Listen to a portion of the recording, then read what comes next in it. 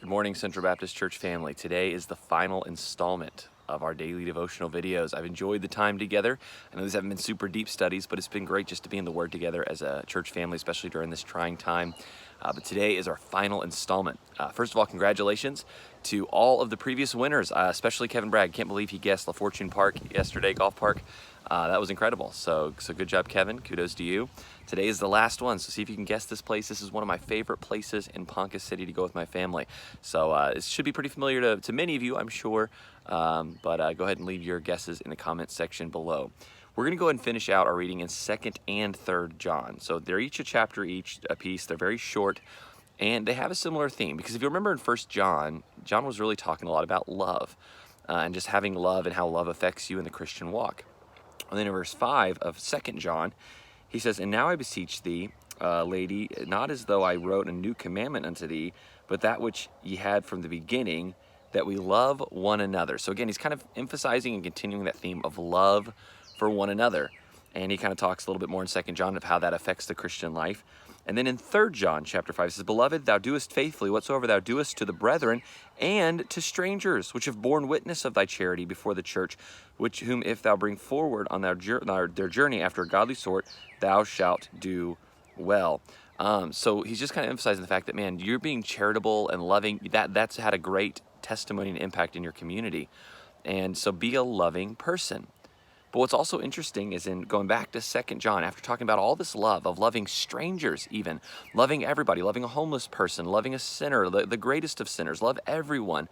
He says in 2nd John verse 7, "For many deceivers are entered into the world who confess not that Jesus Christ is come in the flesh. This is a deceiver and an antichrist. Look to yourself that we lose not those things which we have wrought, but that we receive a full reward. Whosoever transgresseth and abideth not in the doctrine of Christ hath not God. He that abideth in the doctrine of Christ, he hath both the Father and the Son. If there come any unto you and bring not this doctrine, receive him not into your house, neither bid him God speed." Now, especially in John's day, the early church, there was a lot of confusion and false doctrine floating around because there was a lot of uncertainty. You know, Christ had just come, and so there was plenty of people just claiming to be to being apostles, but John's saying, no, these are antichrists, they are liars. And so I just want to say this one thing. It's kind of interesting that as we're supposed to love people, we're supposed to love strangers and be charitable and be kind and love sinners. That's, you know, we're a church is about restoration and healing. The one interesting thing that the Bible is consistent with and that John points out here is that if somebody has a false doctrine, especially about Jesus Christ, even though we're supposed to love everyone else, we're supposed to reject those people. And I wish I had time to do a whole lesson on ecumenicalism, but ecumenicalism is basically the practice of just getting along with all different sorts of beliefs and religious practices.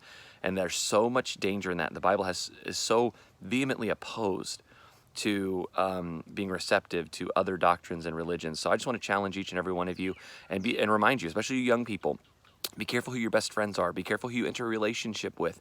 Make sure that they have the same beliefs as you. It matters. And just because they call themselves a Christian, just because they faithfully go to a church even here in Ponca City, Oklahoma, doesn't mean they have the same beliefs as you. It's important to know what they believe and that their beliefs are truly founded in Scripture and not just what's been perpetuated by man's teaching.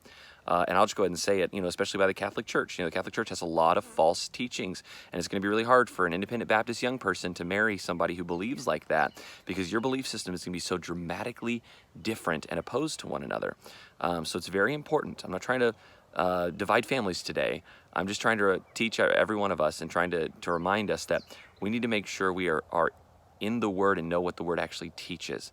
Because as much as we're supposed to love one another, we should have nothing to do with false doctrine and false teachers. Well, God bless you. And again, thank you so much for listening over these last couple of months. It has been a pleasure. And I hope that you and your family are doing well. And we look forward to seeing you all in church. God bless.